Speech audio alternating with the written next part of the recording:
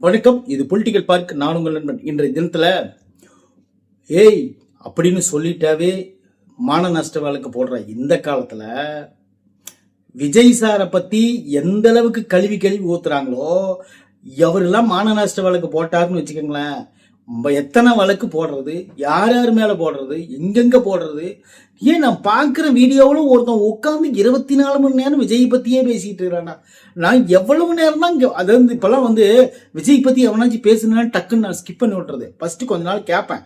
ஏன்னு ஃபர்ஸ்ட் ஆரம்பத்துல நான் ஃபுல்லா கேட்பேன், என்ன இப்படி பேசிட்டு இருக்கிறான் பைத்தியக்காரன்னு சொல்லிட்டு கேட்பேன்.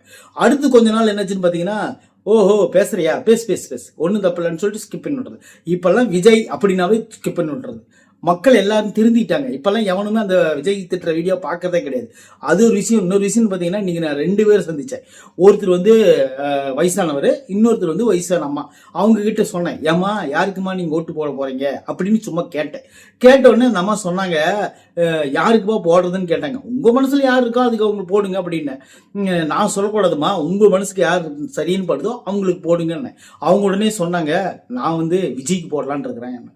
என்னமா விஜய்க்கு போடலான்னு இருக்கிறீங்க? அவரு தான் குடும்பத்தெல்லாம் விட்டுட்டு ஏதோ நடிகையோடு சுத்திட்டு இருக்காராமா, அந்த மாதிரி போயிட்டு இருக்காரு. கல்யாணத்துக்கு போறாராமா, வளகாப்புக்கு போறாராமா, இந்த மாதிரி ஊர் சுத்திட்டு இருக்காரு, மக்களை சந்திக்காம. என்னமா நீங்க அவரு போய் போடுறீங்களே அப்படின்னு கேட்டேன்.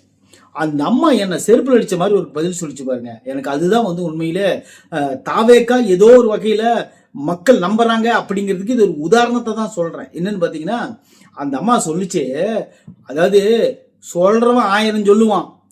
நீ ஒரு பக்கம் வேலைக்கு போற, அங்க ஒரு பொண்ணோட நீ பேசுற, சும்மா தான் பேசுற, ஒரு நட்பு ரீதியா பேசுற, அது உடனே தப்புன்னு நினைச்சுக்கிட்டு அந்த ஏரியா பூரா பரப்பிட்டுருவாங்க.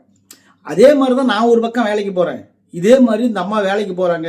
இந்த அம்மா இந்த இடத்துல இருந்து அந்த இடத்துக்கு வேலைக்கு போறாங்க, இவங்க மேல ஒரு குறை சொல்லலாம்னு சொல்லிட்டு சொல்றதுக்கு 1000 பேர் இருப்பாங்க. நம்ப கூடாது யாரு சொல்றதையுமா. நீ கண்ணால பார்த்தியான்னு கேட்டுச்சு பாருங்க. எனக்கு அப்படியே தூக்கி வாரி போட்டுருச்சு.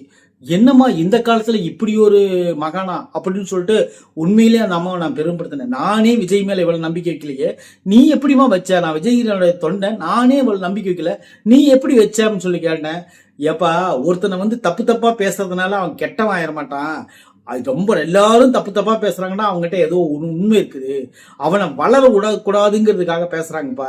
இதெல்லாம் நீ தப்பா நினைச்சுக்காத. நானும் விஜய்க்கு தான் போடுவேன், நீயும் விஜய்க்கே போட்டுருன்னு சொல்லிட்டு அந்த அம்மா என்கிட்ட சொல்லிட்டு விறுவிறுன்னு போயிடுச்சு. நான் அப்பதான் சிந்திச்சேன், என் புத்திக்கு அப்பதான் எட்டுச்சு. என்னன்னு பாத்தீங்கன்னா, மக்கள் எல்லாரும் எல்லா வீடியோவும் நம்பிடுவாங்கன்னு சொல்லிட்டு சில பேர் பேசிட்டு இருக்காங்களே, அவங்களுக்கு தான் இந்த வீடியோ. தயவு செய்து இந்த வீடியோ முழுசும் பாருங்க. அப்புறம் பாத்தீங்கன்னா, இன்னொருத்தர் சந்திச்சு ஐயா நீங்க யாருக்கு ஓட்டு போடுறீங்க அப்படின்னு சொல்லிட்டு சும்மா ஒரு வார்த்தை கேட்டேன். அவர் சொன்னார் பாருங்க ஒரு பதில், உண்மையிலே என்னை ஆச்சரியப்பட வச்சுது.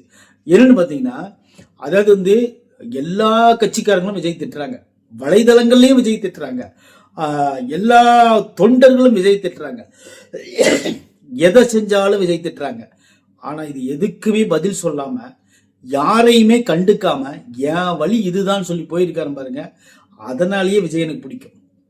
எப்படி யாரு திட்டினாலும் சரி, என்ன சொன்னாலும் சரி, எதை பேசினாலும் சரி, என்ன கழுவி மேலேயே ஊத்துனாலும் சரி, அந்த பொறுத்தவன் தான் பூமியால் தம்பி, கணக்கு வச்சுக்க அப்படின்னு சொல்லிட்டு உண்மையிலே அவர் சொன்னது உண்மையிலே நான் தளபதி ரசிகனா இருக்கிறேன், தளபதி வெறியனா இருக்கிறேன், தளபதி தொண்டனா இருக்கிறேன், தாவேக்கா கட்சியில நான் சேரணும்னு துடிக்கிறேன் அப்படின்னு சொல்லிட்டு இருக்கிறேன். எனக்கே இந்த மாதிரி அறிவுரைகள்லாம் வெளியிருந்து கிடைக்குதுன்னா மக்கள் எந்த அளவுக்கு விஜய் மேல நம்பிக்கை வச்சிருக்காங்க பாருங்களேன்.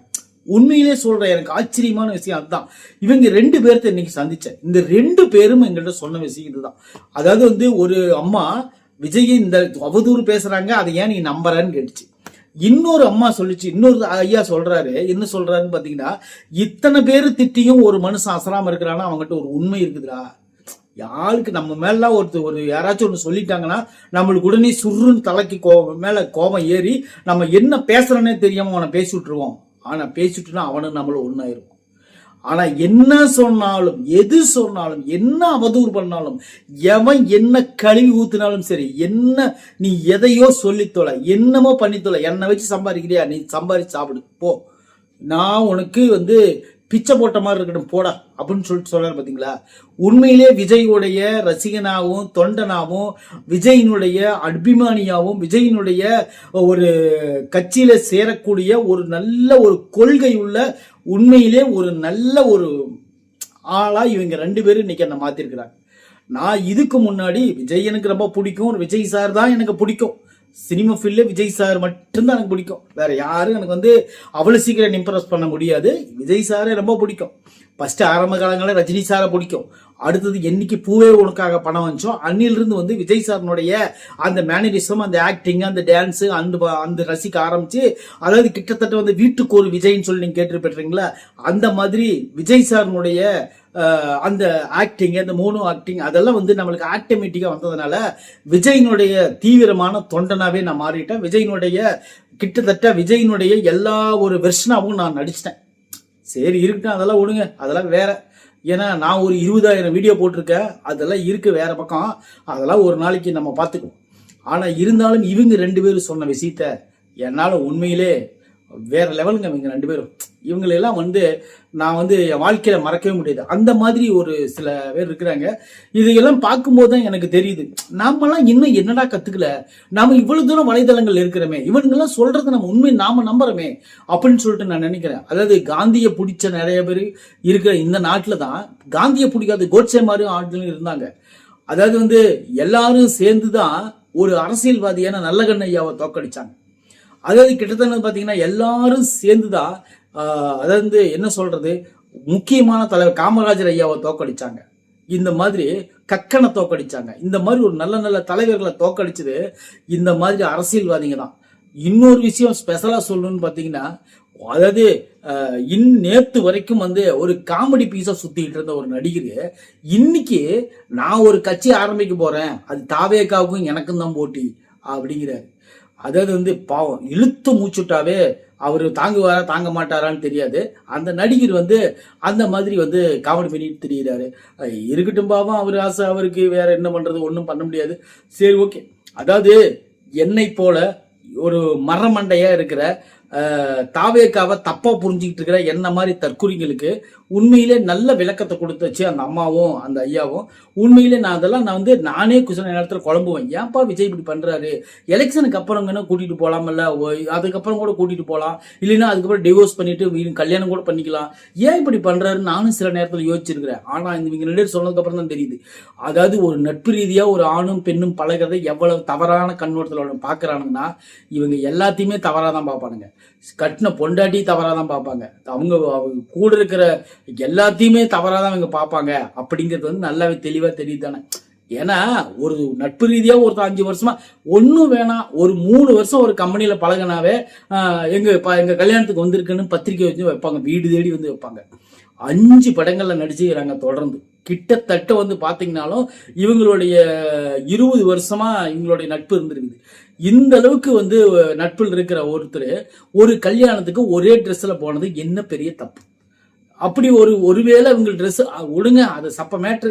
அந்த அம்மா சொன்னதே எனக்கு உண்மையிலே வந்து நானும் அந்த மாதிரி பேசக்கூடாது அப்படின்னு சொல்லிட்டு முடிவு எடுத்துட்டேன். தளபதியை நம்புங்க. ஏன்னு கேட்டீங்கன்னா தளபதி வந்து ஏதோ உச்சத்தை விட்டு வந்துட்டேன் யாருன்னு உச்சத்தை விட்டுவார் சொன்னதே அப்படின்னு சொல்லி கேட்கிற சில தற்கொலைகளுக்கு சொல்றேன், உச்சத்தை விட்டுட்டு வந்தன்னா பணம் சம்பாதிக்கிறதுல உச்சம். ஒரு 200 கோடி ரூபாய் சம்பாதிக்கிறாரு, அதுல உச்சம். அவர் வாங்கி வச்சிருக்காரு மக்கள் மத்தியில பேரு. அதாவது நானும் தான் ஒரு உச்சத்தை விட்டு வந்திருக்கிறேன். நான் வந்து என்ன பண்றேன், ஒரு கிளர்க்கா வேலை செய்யறேன், நான் உச்சத்தை விட்டுட்டு வந்துட்டேன், அது எனக்கு உச்சம் தான். ஒரு 15,000 சம்பளம் வருது, நான் அந்த விட்டுட்டு வந்துட்டேன், நான் உச்சம் தானே. அந்த கிளர்க் ஆபீஸ்ல நீ ஒரு 4 பேருக்கு தெரியுமா, ஒரு 5 பேர்த்துக்கு நீ லஞ்சம் வாங்கி மாட்டிருப்பியா, இல்ல 4-5 பேர்த்துக்கிட்ட ஒரு கெட்ட பேர் வாங்கியிருப்பியா, ஒரு நல்லவனாவே இருந்தீங்கன்னா ஒரு 10-15 வருஷம் நீ ரன் பண்ணுவியா, அந்த 4 பேர்த்துக்கு மட்டும்தான் தெரியும். ஏய் உலகம் பூரா தெரியுதா விஜய, அப்பேற்பட்ட விஜய் வந்து இனிமே நான் சினிமாவில் நடிக்க மாட்டேன், மீண்டும் அவர் சினிமாவில் நடிச்சாதான் உலகம் பூரான்னு தெரிவாரு, ஒருவேளை தோந்துட்டா அவர் யாருமே கண்டுக்க மாட்டாங்க. ஆனா ஜெயிச்சிட்டாருன்னு வச்சுக்கோங்களேன், இது ஒரு சாதனை, பெரிய சாதனை. அந்த மாதிரி வேர்ல்டு பூரா அவருக்கு ரசிகர்கள் இருக்காங்க.